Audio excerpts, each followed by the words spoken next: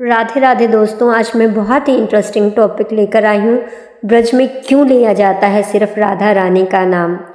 दोस्तों, जिस ब्रज को राधा रानी और श्री कृष्ण की लीलाओं का साक्षी माना जाता है, जिस ब्रज में कान्हा ने कई राक्षसों का उद्धार किया, जहाँ के कण कण में कान्हा और राधा रानी है, उसी ब्रज में क्यों सिर्फ राधा रानी का नाम लिया जाता है, कान्हा का नहीं।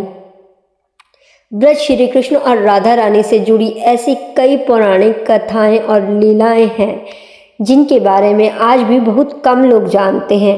उदाहरण के तौर पर आप में से अधिकतर लोगों को ये पता होगा कि राधा रानी श्री कृष्ण की प्रेमिका हैं और राधा रानी एवं कान्हा ने ब्रज में कई लीलाएं दिखाई है, रास रचाया है। श्री कृष्ण से पहले राधा रानी का नाम लेने का वरदान भी श्री कृष्ण ने ही दिया था। बिना राधा नाम के कृष्ण नहीं मिलते हैं, आदि आदि ऐसी बातें कही गई।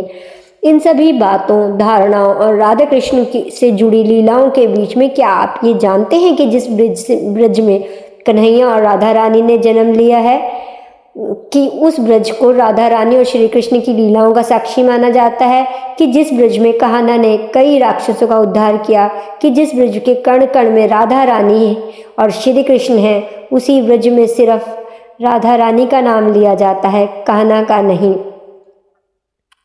ब्रज में कृष्ण नाम क्यों लिया जाता है?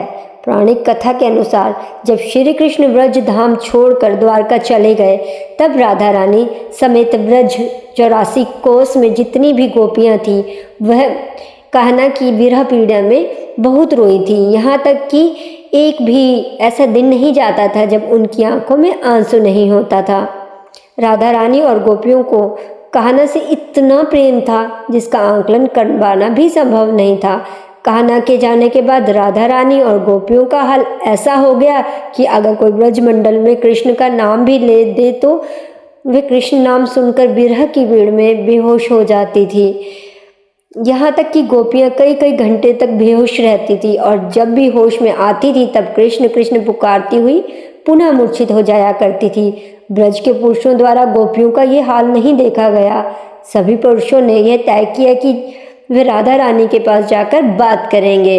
हालांकि जब सभी गोपियों के परिजन और स्वयं राधा रानी के पिता वृषभान जी राधा रानी के पास पहुंचे, तब उन्होंने देखा कि राधा रानी खुद किसी मूर्त की तरह एक स्थान पर एक रूप में एक अवस्था में बिना हिले डुले बैठी हुई हैं और उनके नेत्रों से लगातार आंसू वर्षा हो रही है।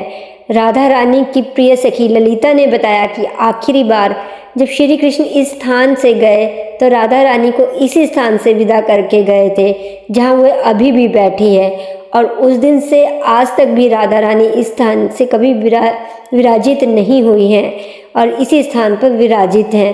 राधा रानी के मुंह से एक शब्द, एक ध्वनि तक भी नहीं निकली है।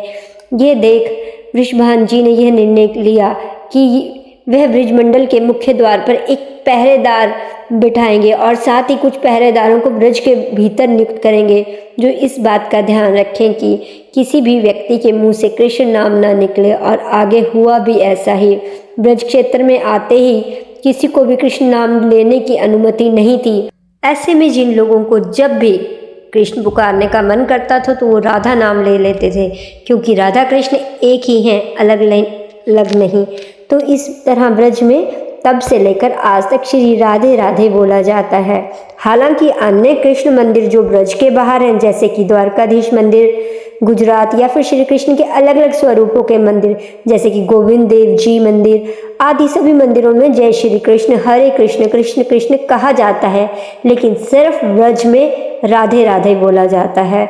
दोस्तों, अगर आपको ये स्टोरी पसंद आई हो तो प्लीज़ कमेंट लिखकर फीडबैक अवश्य दें और इस वीडियो को अन्य लोगों के साथ भी शेयर करें और चैनल को सब्सक्राइब करना ना भूलें, ताकि ऐसी ही सुंदर सुंदर कहानियाँ सबसे पहले आप तक पहुँचती रहे।